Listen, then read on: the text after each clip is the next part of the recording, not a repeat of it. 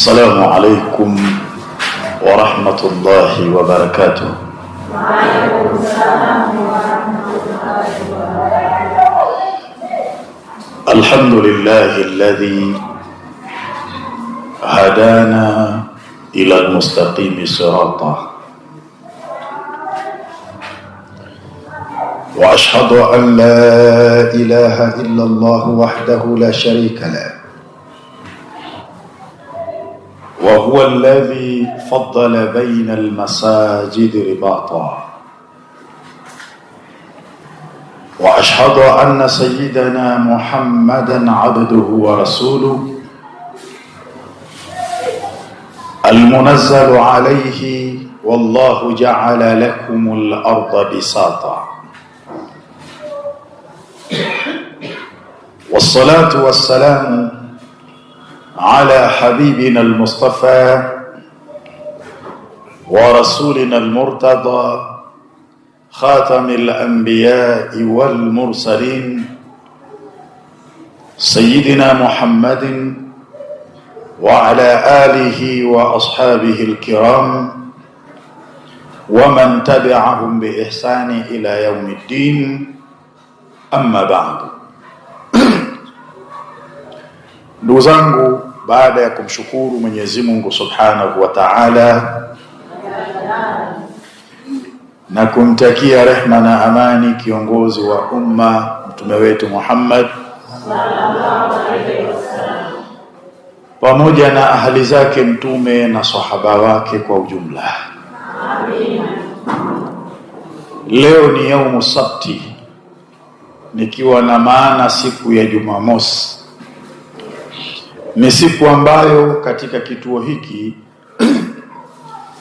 huwa tunafanya dua kwa ajili ya kumuomba Mwenyezi Mungu Subhanahu wa Ta'ala ibtalu sihri wa izalatu alhasad wal aini wa tardu ash-shayatin wa hallu al-uqad. Ni dua kwa ajili ya kubatilisha uchawi, ni dua kwa ajili ya kuondosha husda na vijicho, ni dua kwa ajili ya kufungua mafundo ya kichawi, ni dua kwa ajili ya kuwafukuza na kuwaangamiza mashaitani. Dua hiyo hufanyika kila siku ya Jumamosi kama ya leo. Lakini kabla hatujaingia katika dua hiyo, ni vyema tukakumbushana machache juu ya tarehe 28 ya mwezi huu wa 12 mwaka wetu huu wa 2025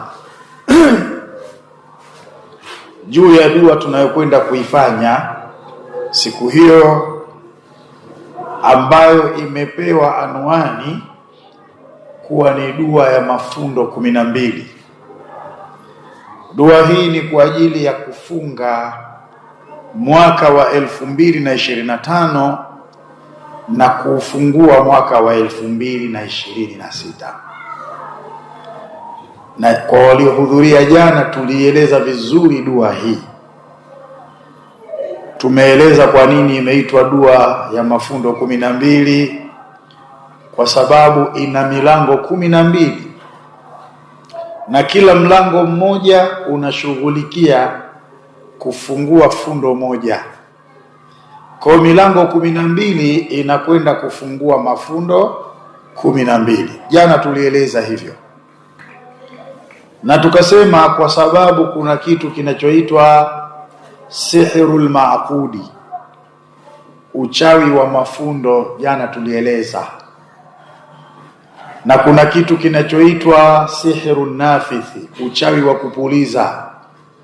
Na tukatoa ushahidi wa sura ndani ya Qur'ani Mwenyezi Mungu aliposema qul a'udhu birabbil falaq min sharri ma khalaqa wa min sharri ghasiqin idha waqaba wa min sharri nafathati fil 'uqadi wa min sharri hasidin idha hasada, kwamba Mwenyezi Mungu alimwambia Mtume sallallahu alayhi wasallam, na akiambiwa Mtume ndio tumeambiwa sisi. Kaambiwa nini Mtume? Kaambiwa qul a'udhu bi rabbil falaq, sema ewe Muhammadi, ninajilinda kwa Mola mlezi wa mapambazuko. Min sharri ma khalaqa, sema ninajilinda kwa Mwenyezi Mungu kutokana na shari ya vile alivyoviumba. Wa min sharri ghasiqin idha waqaba, na kutokana na shari ya giza linapotanda. Wa min sharri nafathati fil uqadi, na kutokana na shari ya wenye kupuliza katika mafundo. Wa min sharri hasidin idha hasada, na kutokana na shari ya hasidi anapofanya husda. Kwa hiyo utaona Mwenyezi Mungu Subhanahu wa Ta'ala kwenye sura hii amesema wa min sharri nafathati fil uqad, jilindeni kutokana na shari ya wenye kupuliza kwenye mafundo. Wafasiri wa Qur'ani wakasema annafithatu fil uqadi humus sahiratu idha fa'alu sihrahum, wenye kupuliza katika mafundo ni wachawi wanapofanya uchawi wao. Hawa ndio wenye kupuliza kwenye mafundo. Moja kwa moja ukapatikana uchawi unaoitwa sihrun nafithi, pia ukapatikana uchawi unaoitwa sihrul uqadi, uchawi wa kupuliza na uchawi wa mafundo. Yani wale wachawi huwa wanachukua kamba maalum, ile kamba inaambatanishwa na vinasaba vyako wewe, na vile vinasaba vinachanganywa na dawa za kichawi, vinafungwa fundo la kwanza. Yule mchawi anazungumza matambiko, tahtawi ala shirkin wa kufri, matandiko ambayo yamebeba ukafiri, matandiko ambayo yamebeba ushirikina. Na hapo huwa anaitumia ile mizimu ya kichawi. Akishamaliza yale matambiko, ndio anafunga lile fundo ambalo ndani yake kuna vinasaba vyako, ndani yake kuna dawa za kichawi. Akishamaliza kulifunga lile fundo, analitemea mate, analipuliza lile fundo. Sasa huu ndio uchawi unaoitwa sihrun nafithi, uchawi wa kupuliza. Na huu ndio unaoitwa sihrul uqadi, uchawi wa mafundo. Ndio uchawi ambao tunakwenda kupambana nao tarehe 28 mwishoni mwa mwaka. Lakini kwenye sura hii ndugu zangu, Mwenyezi Mungu amesema wa min sharri hasidin idha hasada, najilindeni na shari ya hasidi pindi anapofanya husda. Utaona namna gani husda ubaya wake unavolingana na uchawi. Lakini kuna baadhi ya wanawazuoni wakasema husda ni mbaya zaidi, hafadhali hata ya huo uchawi wenyewe. Lakini jambo la kushangaza, hii leo sisi tunauogopa sana uchawi kuliko tunavyoiogopa husda. Lakini husda ndio inayotumaliza sana kuliko uchawi unavyotumaliza sisi. Kwa sababu ya ubaya wa husda, ndiyo maana Mwenyezi Mungu akasema wa min sharri hasidin idha hasada. Na husda haina kwao, hutua kila mahala. Kwa utaratibu huu ndio utaona ubaya wa binadamu.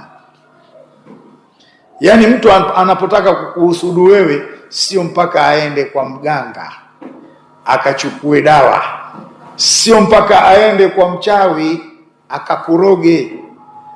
Husda anakuwa nayo automatically mtu mwenyewe. akikutazama yale macho yake yakiambatana na kutumbukiwa na nyongo ndani ya nafsi yake, tayari anakuwa amekuhusudu wewe. Na inategemea amekuhusudu katika nini. Ikiwa amekuhusudu kwenye afya, basi utaanza kuporomoka kiafya, utaumwa maradhi ambayo si ya nchi hii, na utakwenda hospitali kwenda kufanya check up.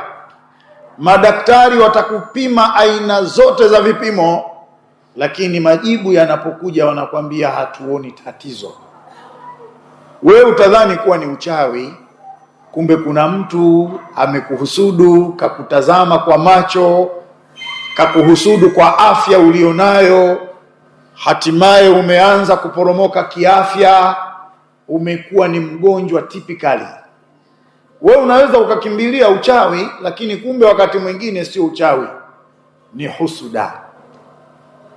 Utamaliza vipimo vyote na utamaliza hospitali zote, tatizo la maradhi liko pale pale. Kwa uwezo wake Mwenyezi Mungu Subhanahu wa Ta'ala, tarehe 28 ya mwezi huu, Mwenyezi Mungu Subhanahu wa Ta'ala akitujalia pia kwenye dua ya mafundo 12, tunakwenda kupambana na madhara yanayosababishwa na husuda. Husuda ni kitu kibaya, na ndio maana Mwenyezi Mungu akasema wa min sharri hasidin idha hasada, jilindeni na shari ya hasidi pindi anapofanya husuda. Husuda ni kitu kibaya sana. Ikiwa mtu anakuhusudu kwa kutazama neema uliopewa na Mwenyezi Mungu Subhanahu wa Ta'ala, maana yake afya huwa inaonekana wakati mwingine hata kwa macho. Kwa hiyo mtu anaweza akakutazama akakuhusudu kwa afya ulionayo, lakini anaweza akakutazama akakuhusudu kwa cheo ulichonacho. Anaweza akakutazama akakuhusudu kwa biashara unayoifanya. Anaweza akakutazama akakuhusudu mpaka kwa uzuri ulionao. Anaweza akakutazama akakuhusudu kwa kazi ulionayo. Sasa huwa tunaambiwa hivi, husuda inakaa ndani, lakini anapokutazama kwa jicho la husuda, huwa kunazalika mionzi kwenye macho, na ile mionzi inakwenda moja kwa moja mpaka kwenye ile neema ulionayo. Ile mionzi ikishaisibu ile neema ulionayo, inaondoka pale pale. Huu ndio ubaya wa husuda inayoambatana na kijicho. Na ndio maana Mwenyezi Mungu Subhanahu wa Ta'ala akasema wa min sharri hasidin idha hasada, jilindeni kutokana na shari ya hasidi pale anapofanya husuda. Husuda ikiambatana na kijicho, ukitazama we mwenye afya, afya itaporomoka. Ukitazama we mwenye uzuri utaporomoka. Yani wewe utabaki scraper, mpaka utakuwa unapigiwa mfano kwamba Salima enzi zake bwana alikuwa ni mwanamke wa kukata na shoka. Enzi hizo zimeenda wapi? Kumbe kuna mtu kakutazama kwa jicho lenye husuda, kwa neema ya uzuri uliopewa na Allah Subhanahu wa Ta'ala, ikawa ni sababu ya wewe kuporomoka hiyo neema ya uzuri, unabakia scraper wewe, hutamaniki. Husuda hiyo. Una cheo kizuri, akikutazama jicho la husuda, wewe utashushwa cheo, utakuwa asfala safilin, ni wa chini kuliko walio chini. Ukitazamwa katika biashara yako na jicho la husuda, ulikuwa unauza mpaka wewe mwenyewe unasema kazi si ndio hii, biashara si ndio hii, lakini likisha kusibu jicho lenye husuda, wallahi utaifungua biashara yako. Min tulu'i al-fajri ila ghurubi shamsi, toka jua la chomoza mpaka laenda kuzama, uone ulichouza. Na kama kipo ulichouza, hakitolingana na uwekezaji mkubwa uliouwekeza katika biashara yako. Jicho linaloambatana na husda, jicho baya sana.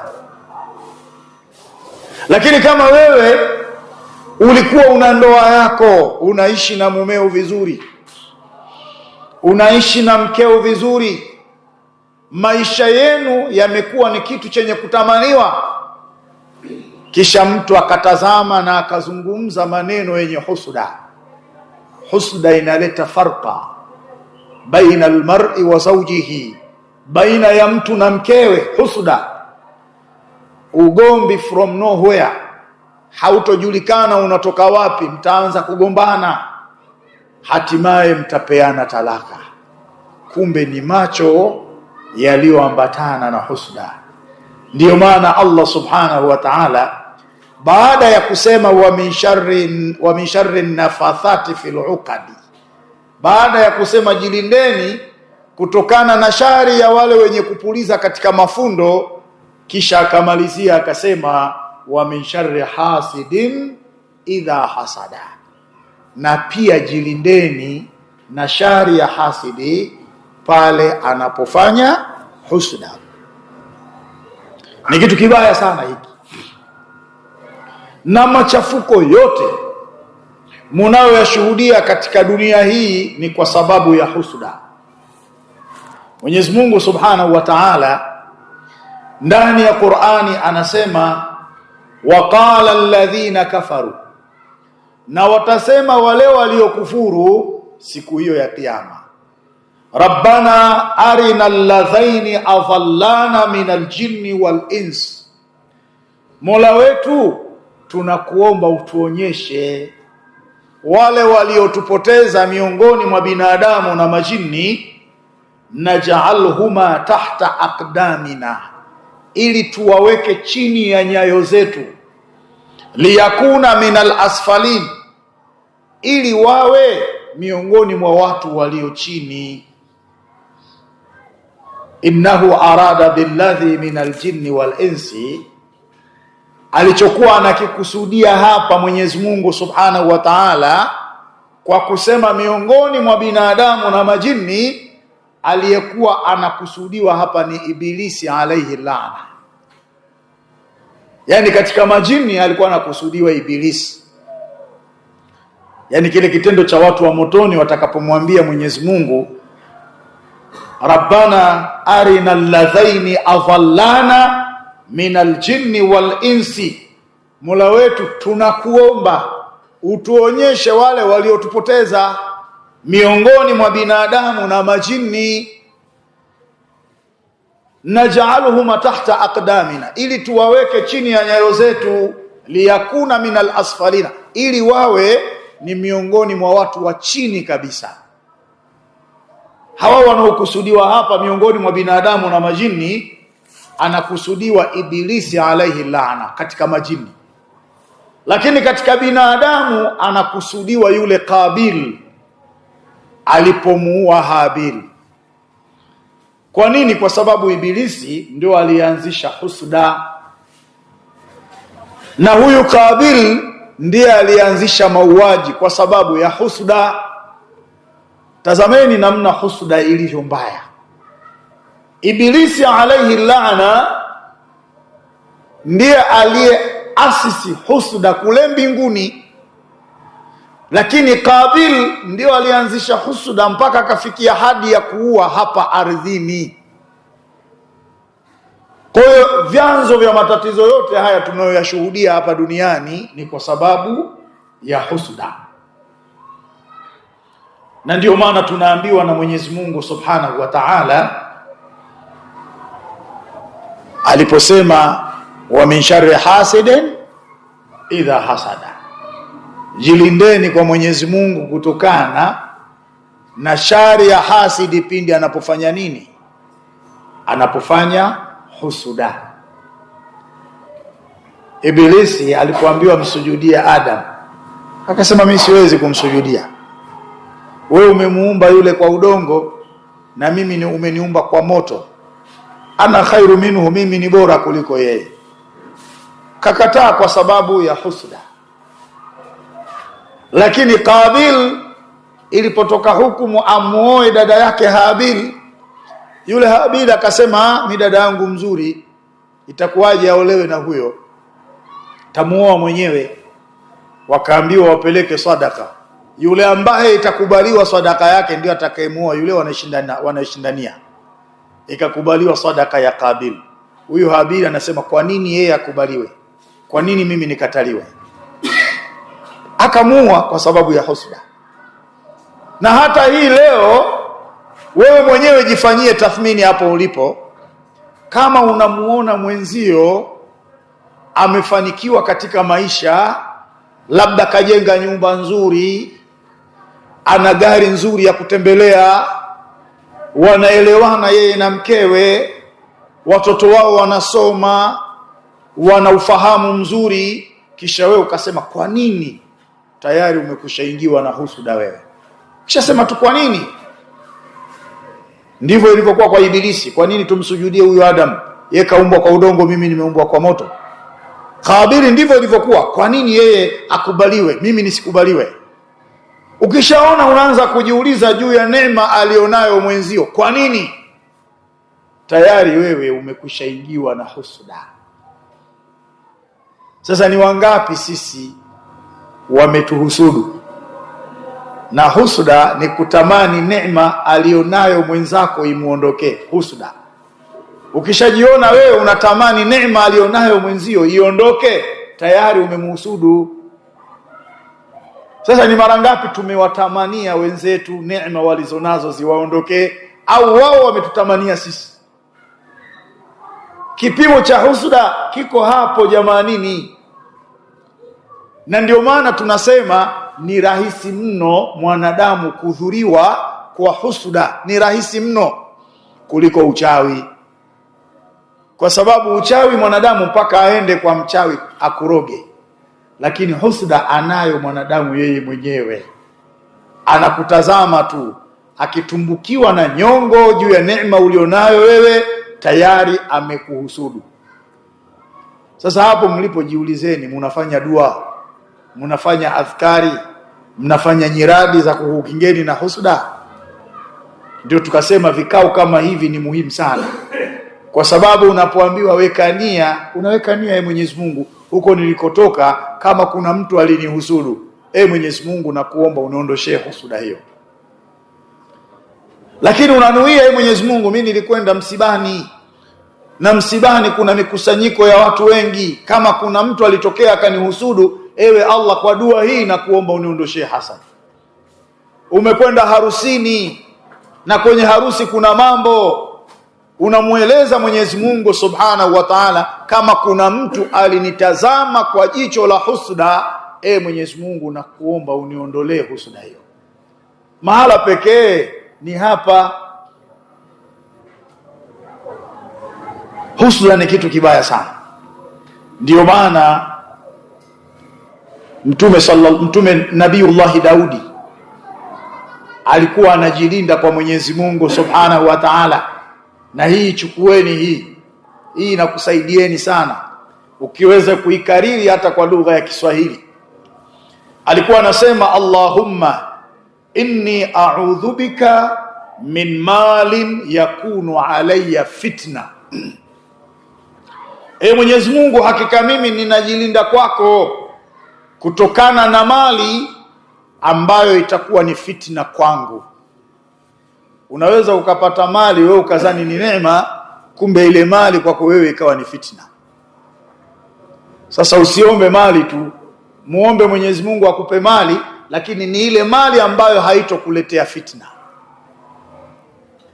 Katika hadithi ya Mtume, kabla sijaendelea mbele, Mtume sallallahu alaihi wasallam anasema, ithnani yakrahuhuma ibnu Adam, mambo mawili mwanadamu anayachukia sana. Mtume akasema, yakrahul mauta wal mautu khairu lahu min fitnati dunya. Anachukia kufa, na kifo ni bora kwake yeye kuliko fitina za duniani. Wa yakrahu qillatal mal wa qillatul mal aqallu lilhisab, na anachukia kuwa na mali chache, na mali chache ndio uchache wa hesabu. Sasa Mungu anaweza akakupa mali nyingi, lakini zile mali kwako wewe zikawa ni fitna. Sasa Nabiyullah Daudi alayhi salam alikuwa anajilinda kwa Mwenyezi Mungu Subhanahu wa Ta'ala, anasema Allahumma inni a'udhu bika min malin yakunu alayya fitna. Mwenyezi Mungu, hakika mimi ninajilinda kutokana na mali ambayo itaniletea fitna. Kisha alikuwa anasema wa min waladin yakunu alayya wabala, na ninajilinda kutokana na mtoto ambaye kwangu mimi atakuwa tatizo. Hii leo kuna watu wana watoto, lakini wale watoto wamekuwa ni matatizo kwao. Mimi nimewahi kuletewa kesi na mama mmoja hapa, analalamika, anashtaki, anasema mwanawe alimkatakata mapanga kutaka kumuua. Kilichomsaidia yeye ni yule mtoto kuona tayari nishammaliza huyu mama, kwa sababu alikuwa anapumua kwa mbali. Yule mtoto kaondoka, kisha sema nishammaliza mimi. Baadaye kulikuwa kuna watoto wadogo, ndio wakaenda kuita majirani kumchukua yule mama, kuona bado anapumua, wakampeleka hospitali. Yule mama anakuja kutafuta dua ya kumuua mwanae. Namuuliza yule mama, wewe huoni uchungu unataka kumuua mwanao? Wewe huoni uchungu? Anasema ikiwa yeye alitaka kunimaliza mimi, hakuona uchungu na mimi mama yake, vipi nimuonee uchungu yeye? Ni mwanae wa kuzaa, kamuweka tumboni miezi 9. Kamzaa kwa uchungu, kamnyonyesha, kamwachisha ziwa miaka 2. Lakini kataka kumuua. Ni mtoto huyu. Sasa Nabiyullah Daudi alayhi salam alikuwa anajilinda kwa Mwenyezi Mungu, anasema wa min waladin yakunu alayya wabala, na ninajilinda kwako kutokana na mtoto atakayekuwa ni matatizo kwangu mimi. Sasa unapoomba mtoto, usiombe alimuradi mtoto tu, omba mtoto mwema. Na ndivyo alivyokuwa anafanya Nabiyullah Ibrahim alayhi salam, ndivyo alivyofanya. Alisema rabbi habli minas salihin, Mola wangu nipe mtoto miongoni mwa watu wema. Ndio kampata Ismaili alayhi salam, akawa naye ni nabii. Kampata Ishaqa kamzaa Yaqubu, kamzaa Esau, wamezaliwa Bani Israili, na kwenye ukoo ule wamepatikana mitume. Ibrahim kaomba rabbi habli minas salihin. Usiombe mtoto alimradi mtoto bwana. Unaweza ukajaaliwa ukapata mtoto, lakini ikawa kutoa maradhi, usingemzaa ungekufa. Sasa usiombe mtoto kama huyo. Ndio maana Nabii Ibrahim, na ndio maana Nabiyullah Daudi akawa anasema wa min waladin yakunu alayya wabala, ninajilinda na mtoto atakayekuwa ni tatizo kwangu mimi. Kisha Nabii Daudi alikuwa akisema wa min imraati su'i tuqarribu almashiba qabla almashibi, najilinda usinipe mwanamke muovu atakayekuwa ni sababu ya mimi kuzeeka kabla ya kufikwa na uzee. Mwanamke ambaye atanifanya mimi niote mvi kabla ya wakati. Kuna baadhi ya watu wanazeeka kwa sababu ya wake zao. Kuna wanaume wengine ukifika wakati wa jioni kama hivi unamuona anakosa raha. Kwa nini anakosa raha? Kwa sababu umefika ule wakati wa kurudi nyumbani. Kwa sababu kuna kero nyingi nyumbani, kuna matatizo mengi nyumbani. Na hawa ndio wanaozeeka kabla ya kufikwa na uzee. Wanaota mvi kabla ya wakati wake. Vitimbi vya akina mama. Sasa ukitaka kuomba mke, usiombe alimuradi mke, muomba mke mwema. Ndio maana Nabii Daudi anajilinda, anasema wa min imra'atin su'i tuqarribu almashiba qabla almashib, najilinda na mwanamke muovu atakayenifanya mimi nizeeke kabla ya kufikia umri wangu wa kuzeeka. Wa a'udhu bika min jari su'i, na najilinda kutokana na jirani muovu, jirani mbaya.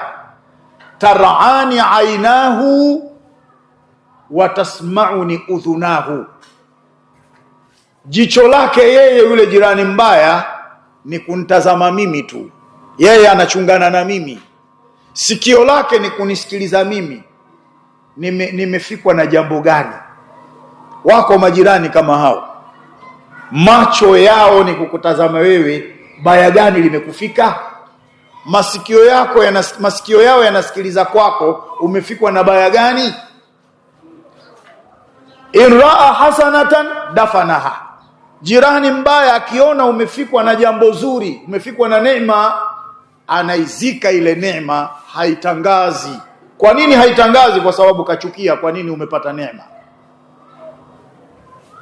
Wa in raa sayiatan adhaaha, lakini akiona umefikwa na jambo baya atalitangaza lile jambo.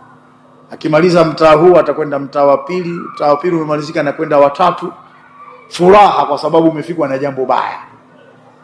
Kwa nini anafanya hivyo? Kwa sababu ana husuda. Na hapa ndipo nilipokuwa ninapataka mimi. Nabii Daudi anajilinda menjari sui, kutokana na jirani mbaya. Taraana ainahu wa tasmauna udhunahu, macho yake yeye ni kunitazama mimi tu, masikio yake yeye ni kunisikiliza mimi.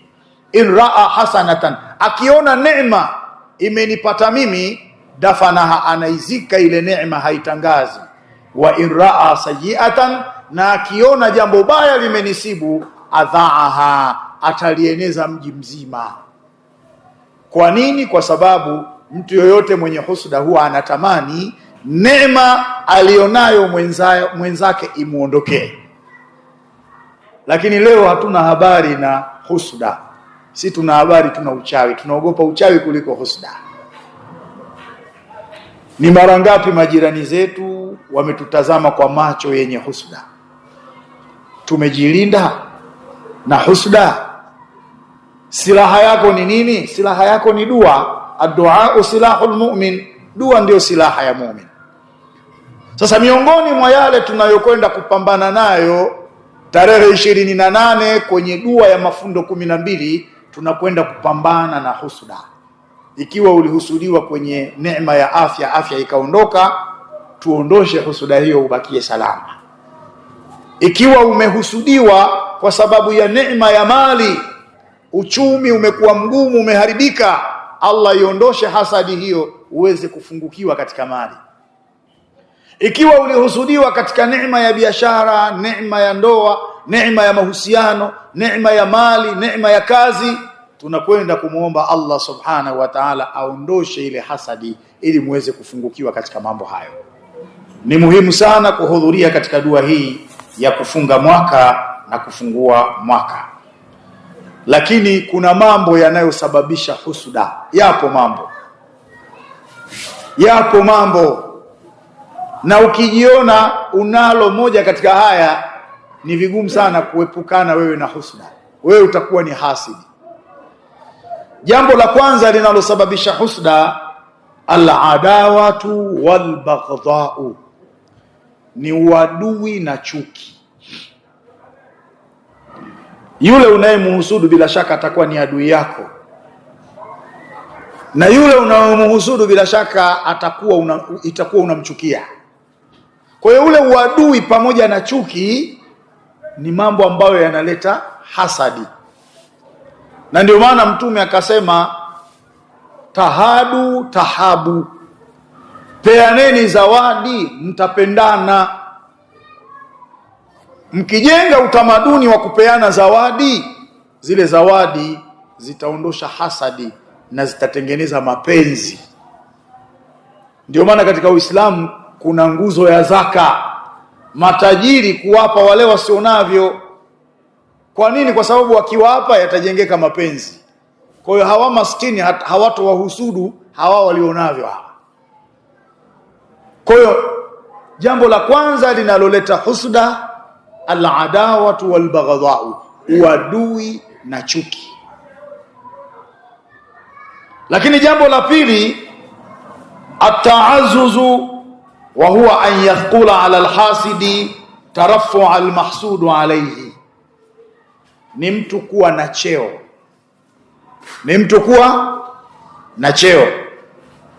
Sasa yule ambaye hana cheo, yawezekana ikawa ni sababu ya kumhusudu yule mwenye cheo.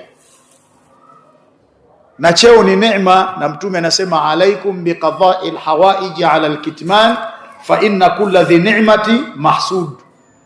Mnapoomba kutatuliwa shida zenu, fanyeni siri, kwani kila mwenye neema huwa anahusudiwa.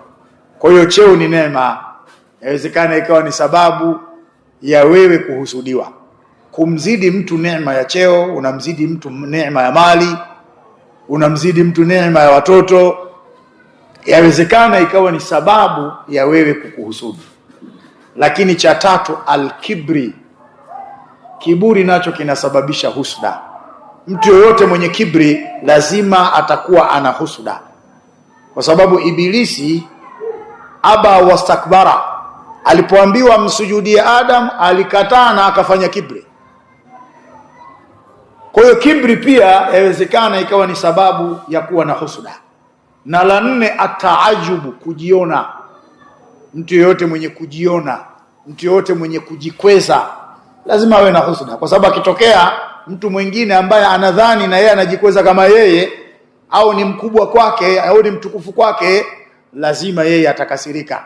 Akishakasirika itakuwa ni sababu ya kumhusudu. Lakini jambo jingine, alkhawfu min fawati almasalihi kalmutazahamina ala maksudi wahid, au unaweza ukasema kalmutazahamaini ala maksudi wahid. Ni kuchelea kupitwa na maslahi, kama wale wanaogombania maslahi ya aina moja. Sasa kila mmoja anahofia huenda akanishinda mimi, akayachukua maslaha haya kila mmoja. Kwa mfano, inawezekana mimi nagombea ubunge na mwenzangu anagombea ubunge. Mimi na hofu kwamba huyu anaweza kauchukua, na yeye pia anahofia kwamba anaweza kauchukua. Au mimi nagombea urais na mwingine anagombea urais. Kila mmoja katika hao watu wawili anahofia kwamba huu uongozi anaweza kauchukua mwenzangu. Pia hili linaweza likasababisha husda. Na ndio utaona hata haya yaliyojiri katika nchi yetu. Kwa nini rais awe Samia? Tunataka Samia atoke. Tunataka haki. Ukiwauliza haki gani unaoitafuta nyinyi, hawana haki. Hawezi kuambia ni haki gani wanaoitafuta.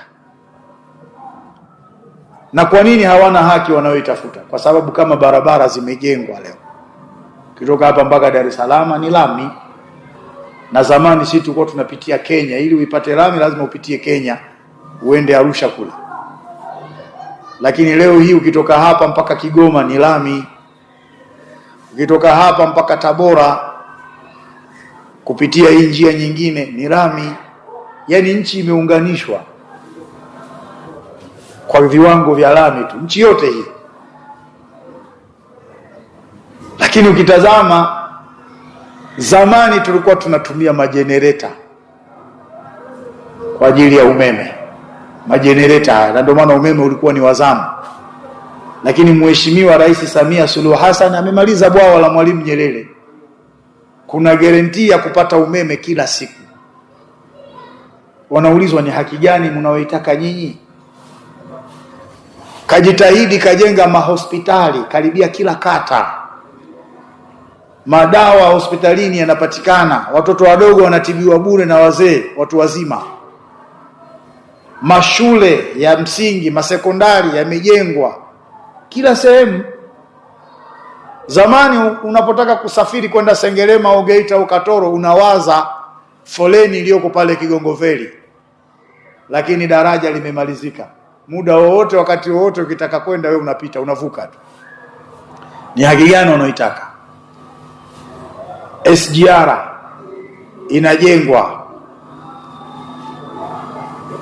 Lakini hata kwa wafanya biashara, zamani rushwa TRA ilikuwa inanuka. Lakini leo ukienda unakadiriwa vizuri, unalipa vizuri, unafanya biashara zako vizuri.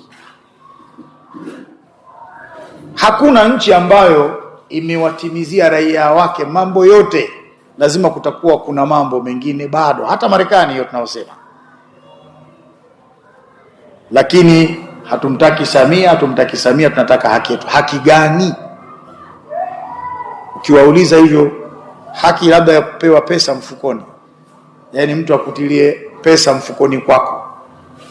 Sasa ndio tunaambiwa miongoni mwa mambo yanayoweza kusababisha husda, alkhawfu min fawati almasalihi kalmutazahamaini ala maksudi wahid, ni kuhofia kupitwa na maslaha. Kuna maslaha mnayagombania, mimi nayataka na mwingine anayataka. Sasa kila mmoja anahofia mwenzangu anaweza kuyachukua, ndio ikaja kalmutazahamaini, kama wale wanaogombea ala maksudi wahid, makusudio mamoja. Mnagombea ima ubunge, mnagombea ima uraisi. Sasa mwenzako kauchukua, wewe unaanza husda. Sasa afu haki hiyo unaoitafuta ni haki ya kuchoma vituo vya mafuta. Yule mwenye vituo vya mafuta ndio kakunyima haki wewe, au ndio anatakiwa akupe haki yeye? Kutafuta haki ndio kuchoma miundombinu ya serikali, miundombinu inayokusaidia wewe mwenyewe. Lakini ukitazama kwa undani zaidi ni husda. Ni jambo la 5 hilo. Lakini jambo la 6, hubu riasa, ni kupenda uongozi. Mtu yeyote anayependa uongozi lazima atakuwa na husda. Eti yeye ndio shekhe wa mkoa. Kwani yeye ni nani? Wewe shekhe wa mkoa, hata mimi si nilikuwa na haki ya kuupata? Yani unautamani ushekhe wa mkoa wa mtu, unaingiwa na husda. Kwa nini awe shekhe wa wilaya yeye? Kwa nini nisiwe mimi? Hubu riasa, kupenda uongozi, ni miongoni mwa mambo ambayo yanaweza kusababisha husda ikatokea. Sasa wengi humu tunaumwa, lakini sio kila anayeumwa amerogwa, na si kila anayeumwa maradhi yamesababishwa na malighafi za kibiolojia. Kuna wengine tunaumwa kwa sababu ya husda. Kuna wengine hatupendi kufanya kazi kwa sababu tumehusudiwa. Kuna wengine tunakata tamaa kutafuta maisha kwa sababu ya husda. Yani mtu ukifika ule muda wa kwenda kufanya kazi, yeye inakuwa ni mzembe. Yani akienda amejilazimisha. Kila anapotafuta yeye anakata tamaa, natafuta ili iweje. Anakuwa sio mtu wa kuthubutu, kumbe ni husda.